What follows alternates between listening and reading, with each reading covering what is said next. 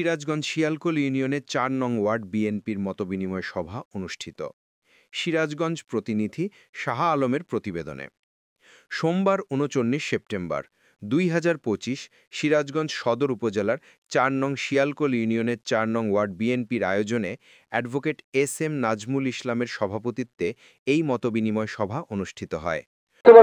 টাকা ইনকাম করতে পারেন নাই, বাড়িতে ঘুমাইতে পারেন নাই, তারা তখন শান্তিতে থাকতে পারবেন, ব্যবসা বাণিজ্য করতে পারবেন, দলের থেকে নানা ধরনের সুযোগ সুবিধা পাবে। সুতরাং বৃহত্তর স্বার্থের জন্য আজকের ক্ষুদ্র স্বার্থ পরিত্যাগ করে আপনারা সবাই ঐক্যবদ্ধ হয়ে ধানের শীষের পক্ষে কাজ করেন, টুকু ভাইয়ের পক্ষে কাজ করেন, তারেক রহমানের পক্ষে কাজ করেন, খালেদা জিয়ার পক্ষে কাজ করেন।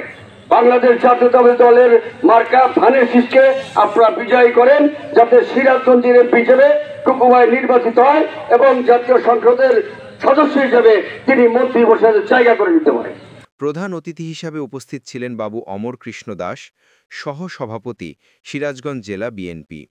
তিনি বলেন, এই শিয়ালকোল ইউনিয়নে আমাদের সিরাজগঞ্জের সিংহপুরুষ সাবেক মন্ত্রী ইকবাল হাসান মাহমুদ টুকু জন্মগ্রহণ করেছেন। সেজন্য এই ইউনিয়ন বিএনপি সকল নেতাকর্মীদের অগ্রণী ভূমিকা রাখতে হবে। পাড়ায় মহল্লায় উঠান বৈঠক করে ধানের শীষে ভোট চাইতে হবে। তৃণমূল জনগণকে এখন থেকেই সুসংগঠিত করতে হবে এবং তাদেরকে পাশে নিয়ে নিবিড় সুসম্পর্ক গড়ে তুলতে হবে। কিন্তু একটি মহল আমাদের পিছু লেগেছে, তাদের প্রতি সজাগ দৃষ্টি রাখতে হবে এবং কঠোর হস্তে তাদের দমন করতে হবে। গত জুলাই বিপ্লব ২০২৪ সিরাজগঞ্জ শহরে এই শিয়ালকোল ইউনিয়ন বিএনপির অগ্রণী ভূমিকা ছিল।